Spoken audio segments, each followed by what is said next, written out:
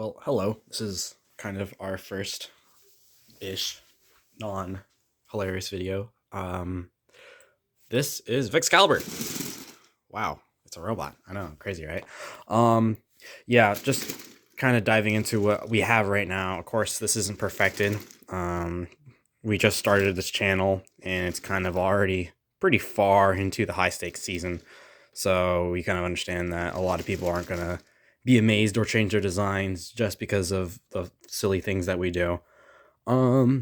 Basically, like most of the bots that are going to be in this season, we're using the hook intake with 6-motor drive. Nothing crazy about that. What is unique though is we do have a locking clamp. It's kind of just a little goofy. Is it necessary? Not gonna lie with you, I'm not gonna say it's really necessary, but we have it. It works. It doesn't cause us any issues. It doesn't have any issues with like air consumption. So I'm not going to complain about it because of that. I haven't redesigned it that much. I did some other things though to make it a bit more consistent, but other than that, no, it's fine. Intake, we do have the 1.5 motor intake where we use the 5.5 watt motor on our roller system.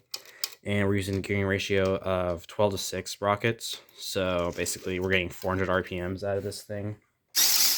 And then for up here, our hook intake, we're just using, let me just get the Lady Brown out of the way. We're using a singular green motor here, which goes, how do I get a better camera angle? Ta-da, there it goes. So we're using a single green motor on the shaft. It goes 36 to 12. So our intake right now at default runs, okay, so our intake, I'm not gonna lie, our intake's a little wonky. So technically this axle here will spin at 600 RPMs because 200, 3-to-1, 600 RPMs. However, this sprocket's actually 12 tooth, and that goes from 6 tooth to 12 tooth. So 6 tooth to 12 tooth up here, which means that down there, chain spinning at 600. Up here, chain spinning at 300. Why is that so? It's mainly because of spacing of what we had, but then we actually realized it started to help us benefit a little bit more, because especially when the rings would come from stage 1 from our rollers to stage 2. Okay. The rings don't come up because this is hardwood floors. Curse my hardwood floors. But basically what happens is that because the bottom spins much faster than the top would, it's gonna have it's gonna pick up the ring from stage 1 to stage 2 faster. And then after that, it's gonna actually dump down onto our mogo more consistently because it's a little bit slower here. It's gonna be a little bit more controlled. I've noticed with a couple teams sometimes their intake just runs a little too fast up here and it kind of just like flies out. That's kind of with like lower experienced teams and such. But you know, this is what we found to be helpful. We got these two little really flimsy plexi things just to make sure the rings don't pop out. It unintentionally works as a redirect. A really bad one. I'm planning on trying to do something better because that honestly, I'm not gonna lie, sucks, but it doesn't have any issues really during a match, because if we're out taking, what we're going to be trying to rely on is our color sorter. So we do have optic right back here. I'm not the programmer, forgive me, so I'm going to try to see which program this is. Drive PID, easy right, easy left, Vexcalibur skills, main, record, diagnostic. Programmer, if you're listening, please don't be mad at me. This might take a while. Oh, I see the optic sensor. I see a light. I'm gonna assume it's right. Okay, so if this works, okay, it might be easier if we actually clamp onto mogo first. Let me put this down.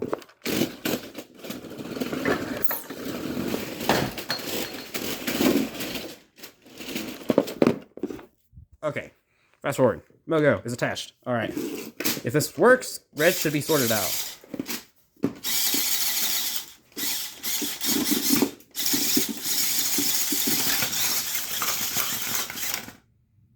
Okay. As I like to say, our intake is not working right now just because of the hardwood floors. I really need to not have hardwood floors. I apologize. Anyways. Yay. Okay, so, well, that's what color sporting's supposed to do. It does that most of the time. Some things need to be tweaked out, but I mean, our state competition is March 7th and 8th, so we got some time before we need to perfect everything. Oh yeah, so looking down at the clamp here, this is just how our locking clamp works. You don't see a lot of teams with a locking clamp. Is it helpful or necessary? I'm not gonna say it is. We just have it, as I already explained before. No issues, so I'm not going to change it. Basically, how the locking clamp works is that we have these two channels, and while this channel is pushed down, basically what happens is that if this channel were to be pulled up, it would have to go and hit this second channel, so our top jaw, so we call lower jaw, top jaw. And because this one won't move, because of this nature, it locks physically. In addition to that, of course, we have piston power, so damn, that's actually a lot stronger than I thought it was. So yeah, pistons pull up and down on the top jaw, because the top jaw actually controls and releases the clamp. This bar we had one time, or a couple times in like skills, I think. We rammed into a mogo or like the wall or something. I don't know. Our driver was being a little crazy. And our clamp like flipped up, and it looked like it got decapitated. And that's because the pistons went too far down and the entire jaw system went up. We fixed that, so now the clamp goes as high as this. So yeah, we don't have the issue anymore, but it goes high enough to where we can grab a mogo consistently. You don't really have to worry much about that.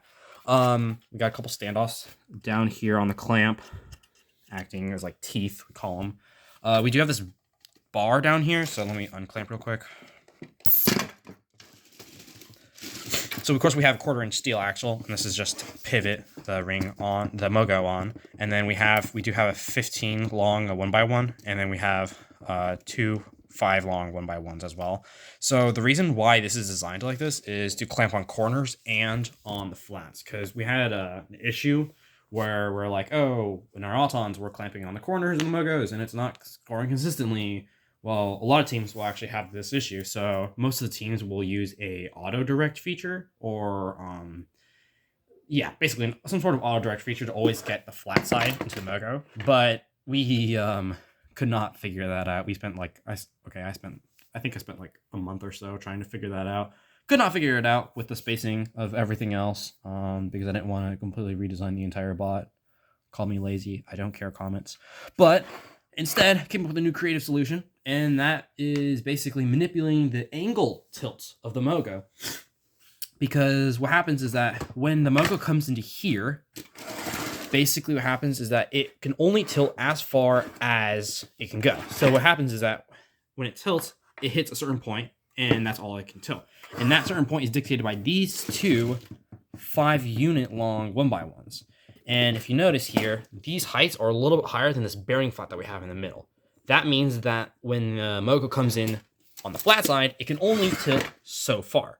And that makes sense in accordance to what we want, because we only want it to tilt so far. In comparison, if we grab a corner, it will tilt farther on the bearing flat, and it should still score.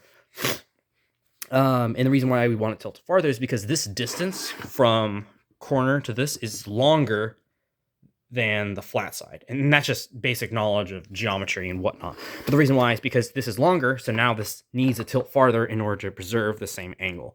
So that's how our clamp is actually a lot more consistent from our competition up in White River, Arizona, because we had that issue like once or twice in a match, and we're like, this is an issue, let's fix it. And or the driver may have yelled at me. Anyways, but so 6-motor drivetrain. There's nothing super crazy about that. Motor. They're all blue. We use a 1-to-1 ratio. Okay, it's not even ratio. We just go direct to a couple wheels back here. And then we use some gears to kind of, it's really hard to see, but we use some gears to connect everything together. But basically it's direct to our wheels. And we just toned down to 450 RPMs, 75%. That's what a lot of people are using, and we just found that really consistent. We did originally have a speed booster, which it was like a manual toggle on our controller to where it changed it to like 600 RPMs, but we couldn't really tell that much of a difference in a match between the 600 and 450, so we kind of got rid of that. Speaking of our controller, whoa, it's got a handicap. It's really, really weird. Yeah, so we 3D printed this, And basically, so we got bottom paddles for our B button and down, and then we got these top paddles for our Y and right arrow. So this one controls the flapper. Over where the hell the flapper go? Oh, my bad. It's over here. This one controls a flapper. Wow. This toggle actually toggles. So our left one toggles our intake, which is kind of weird. So basically right now, you can see the hook intake actually moved, and this one also moved along with it. But what we wanted to do sometimes is to house a ring in here and to keep this inactive. So to do that, we can toggle. So if I push up, so yeah, now only the bottom spins. And the reason why we want to do something like this is that we can house a ring in here when we're going for wall stakes while we have a ring primed in our Lady Brown here. So we can intake another ring, house it in here, and then basically carry around 2 rings for the wall stakes. So let me actually grab a ring. That might be helpful. Ugh, I really should not be using hardwood floors. But anyways, basically, yeah. Basically, we house it in here. We can keep intaking all we want, and then this won't get in the way. And then he could retoggle it back whenever he wants.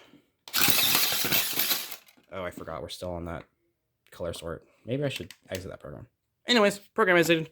So yeah, that's that. Our flapper, like what most teams are using, just single piston, single action, you know, so rubber band it back.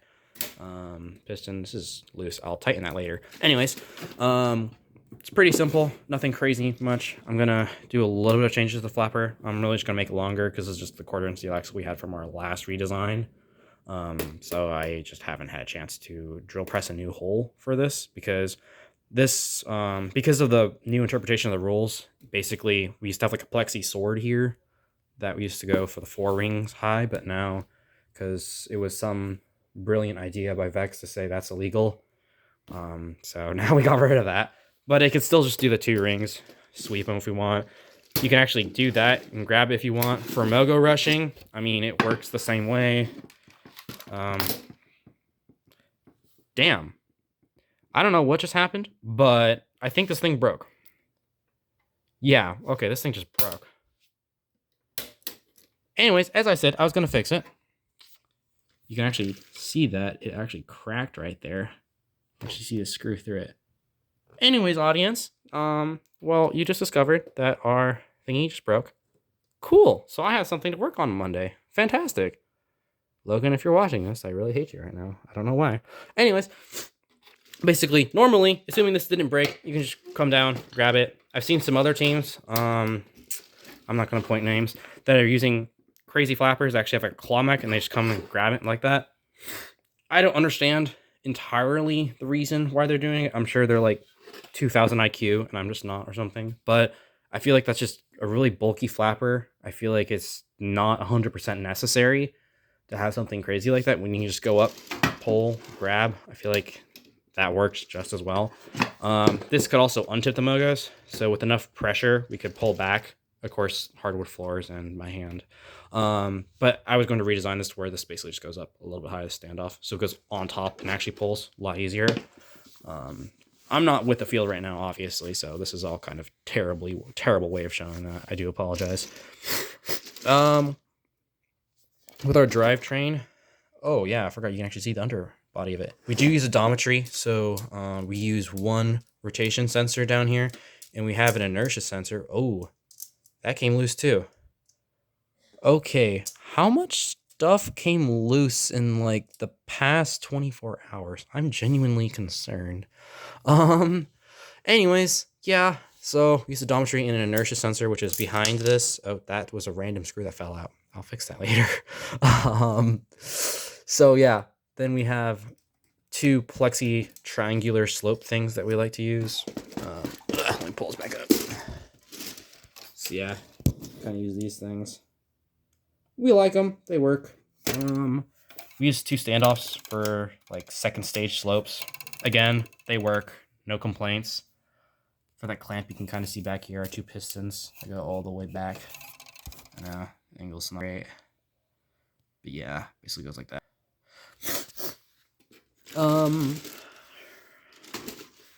For wall mech, basically, we use, someone just shove a ring in there. So that's actually what our paddles are, the bottom paddles. So one of them goes up, the other one comes down.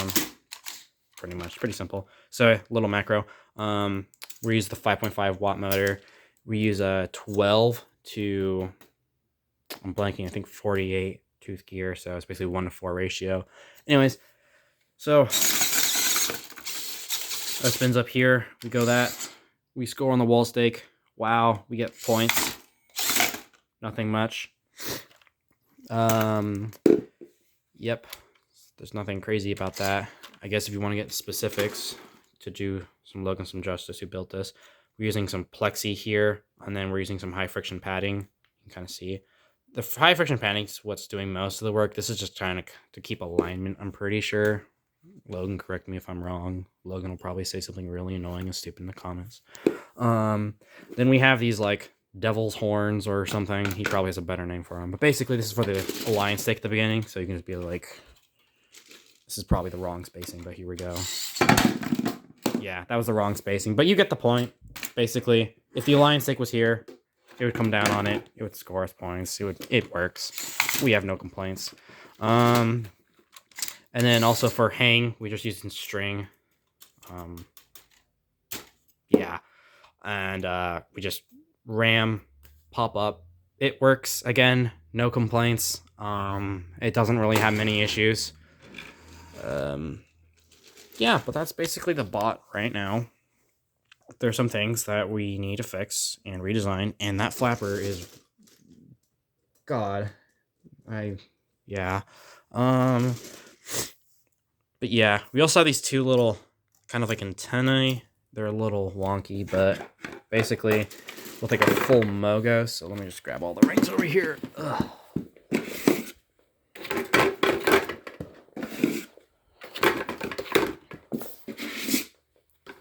All right, so with that full Mogo,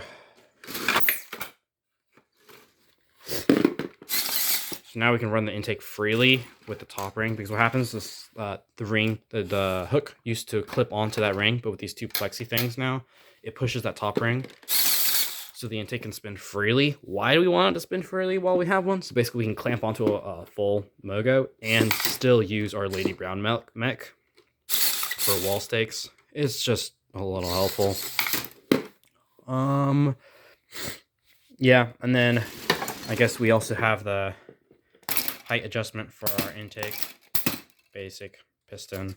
Nothing crazy about that one. But yeah, that's essentially the bot. I don't know. Flapper is really sad right now. Yeah, like the 1/4-inch collar just actually tore. That's actually really funny. It cracked. I'll replace that when we get back into to our lab. So, yeah. Ugh, that ugly. We used to use a rotation sensor for Lady Brown in case ones were wondering. Yeah, that's pretty much it, I think. Yeah. Okay. Bye.